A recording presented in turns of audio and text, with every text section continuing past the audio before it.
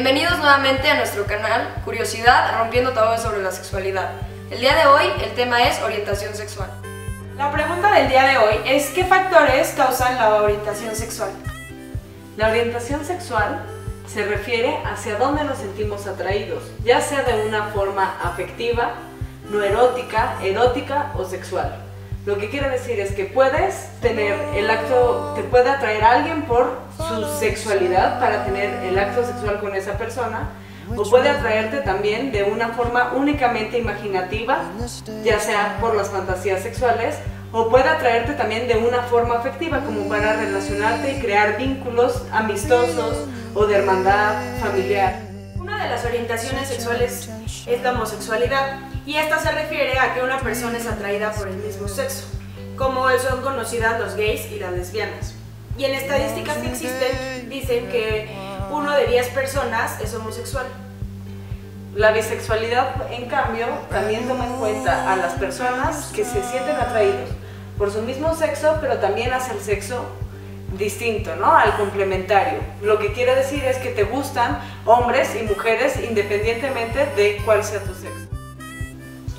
Está demostrado que en cuanto más tiene impulso sexual una persona, pues más se siente atraído hacia el sexo que sea su orientación. Sin embargo, se ha demostrado también que en mujeres heterosexuales que tienen demasiado impulso sexual, logran también llegar a tener algunas experiencias homosexuales o pensamientos de tipo homosexual. Existen 3 tipos de bisexualidad. La primera es la bisexualidad real, la segunda es la transitoria y la tercera es la transicional. La bisexualidad real se refiere a que una persona se siente atraída por personas de ambos sexos. Esto independientemente de si está en una relación con cierto sexo. O sea, una persona puede estar en una relación con una persona de su mismo sexo y sentirse atraída por alguien del sexo opuesto. La bisexualidad transicional se refiere a las personas que son homosexuales, pero que hacen esta transición por medio de empezar siendo heterosexuales, luego tener una conducta bisexual para finalmente definirse como homosexuales. Y la transitoria se refiere, también es conocida como circunstancial, y es cuando están en situaciones como un internado de personas del mismo sexo o en un reclusorio y por una etapa de su vida se sienten atraídos por ambos sexos debido a la gente con la que más conviven.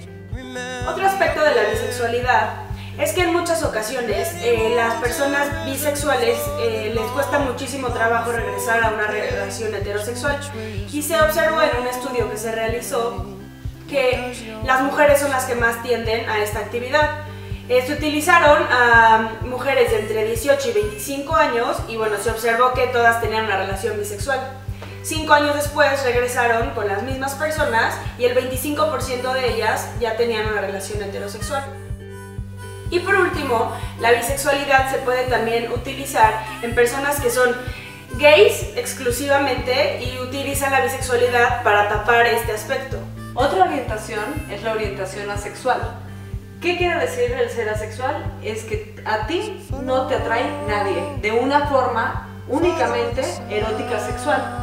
O sea que ni los hombres ni las mujeres, independientemente del sexo que uno tenga, te atrae para poder tener el coito o tener una relación un poco más erótica o pasional. Sin embargo, estas personas que son asexuales, la mayoría de las veces sienten una atracción de tipo más genérica o de tipo de amistad, de tipo parental, ¿no? O sea, sí se pueden relacionar con ambos sexos en una forma amistosa. También hay estudios que se ha visto que el 1% de la población suele ser asexual y es más conocido que sean mujeres asexuales. Esto se puede dar por muchos factores, ¿no? Uno de esos factores son los biológicos, o otro factor puede ser un nivel socioeconómico más bajo, un nivel de educación más bajo, y generalmente estas personas tienen muchos problemas de salud. La última orientación sexual que vamos a ver el día de hoy es la orientación sexual heterosexual. ¿Qué quiere decir esto? Es cuando te atrae alguien del sexo opuesto o del sexo complementario. Es decir, si uno es hombre, te atraen las mujeres, y si una es mujer, te atraen los hombres. A continuación se presenta un esquema de las expresiones y manifestaciones de la orientación sexogenérica. La orientación sexual se ha clasificado dependiendo la atracción, la manifestación y la preferencia de características del género. La atracción se mide de fundamentalmente heterosexual a fundamentalmente homosexual. Los fundamentalmente heterosexuales son aquellas personas las cuales únicamente han tenido un coito o fantasía de tipo homosexual. Los básicamente heterosexuales son aquellas personas que tienden a repetir por satisfacción sexual la fantasía o el coito homosexual. Y los preferentemente heterosexuales son aquellas personas que tienen el deseo consciente de llevar a cabo la fantasía y el coito homosexual. Después, los bisexuales son aquellas personas que tienen un grado de atracción igual para ambos sexos. Y así continuamente hasta llegar al fundamentalmente homosexual. Una vez identificada la clasificación de la atracción, tenemos tres opciones de manifestación, ya sea como practicante, no practicante o a nivel fantasía. Y una vez identificada la manifestación, tenemos nuevamente tres opciones de preferencia de género, ya sea homogenérica, bigenérica u heterogenérica. ¿Qué determina la orientación sexual? Existen varios estudios tratando de encontrar los orígenes de la orientación sexual, pero sobre todo de la homosexualidad. Estos estudios van desde lo psicosocial hasta lo biológico. Sin embargo, dichos estudios han arrojado resultados muy contradictorios. A continuación vamos a ver las diferentes teorías de las causas de la homosexualidad. Uno de los mitos de los que les vamos a hablar es el mito por omisión. Y este quiere decir que una persona es homosexual porque ha tenido relaciones desafortunadas con una persona del otro sexo. Y bueno, un ejemplo puede ser que una mujer ha tenido muy mala experiencia sexual con un hombre, o que un hombre no ha encontrado a la mujer ideal y por eso decide relacionarse con hombres. Y bueno, yo he escuchado muchas veces que hay un mito sobre que las mujeres son lesbianas por temor a los hombres y por desconfianza. Y esto es algo totalmente absurdo, porque entonces las mujeres que son heterosexuales, que quiere decir que lo son porque le tienen miedo a las mismas mujeres. Y también es absurdo porque hay estadísticas que demuestran que 1 de cada 3 mujeres mexicanas sufren algún tipo de abuso sexual.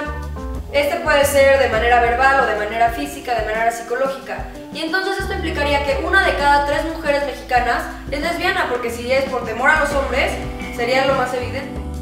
Existe otro mito, el cual se llama el mito de la seducción. ¿Qué quiere decir esto?